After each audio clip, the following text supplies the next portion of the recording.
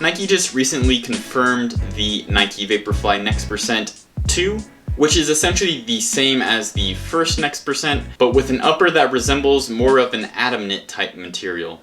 Unfortunately, we won't be seeing a new AlphaFly this year, though it is rumored to be getting a big redesign when the next version does come out. However, Nike does have a couple other carbon-plated shoes up its sleeve coming out this year.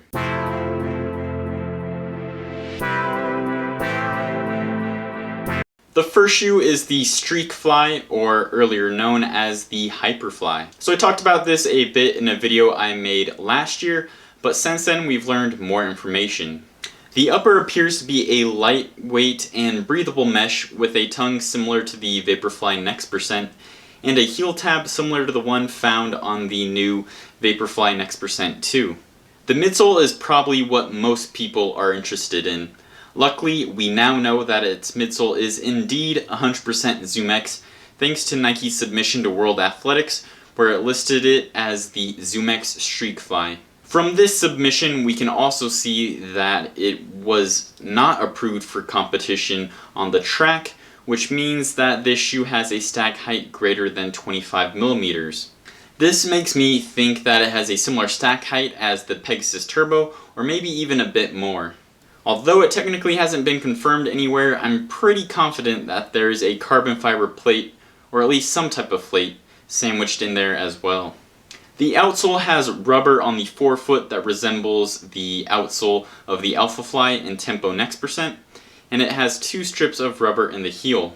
So this shoe looks like it'll be a great 5K and 10K racer, maybe even half marathon. So while this shoe was supposed to be released in spring this year, I believe it still is on track for release in 2021, but it might just be pushed out towards the fall.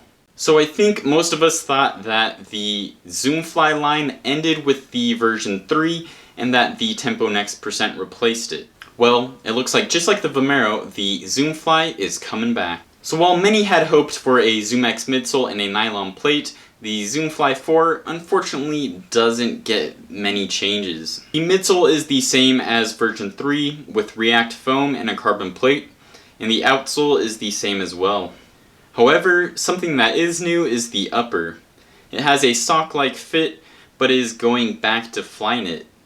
The tongue in the heel area looks similar to the AlphaFly, and it also has the internal heel pillows like the AlphaFly and Vaporfly Next %.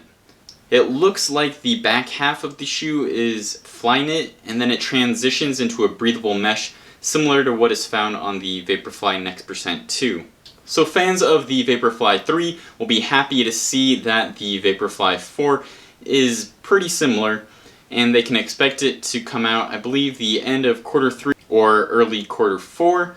But if you're like me, I was really hoping for a big redesign and something more like the Endorphin Pro and Endorphin Speed dynamic. There is no word on the Tempo Next % 2, but if they do make one, I hope that it is a big redesign, or they just bring back the Peg Turbo line and make everybody happy. Well, there you have it. There are 2 new carbon-plated shoes from Nike coming out in 2021.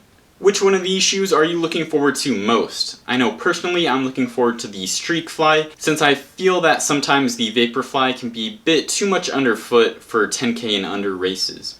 That's it for this video. Thanks for watching, and as always, keep on running.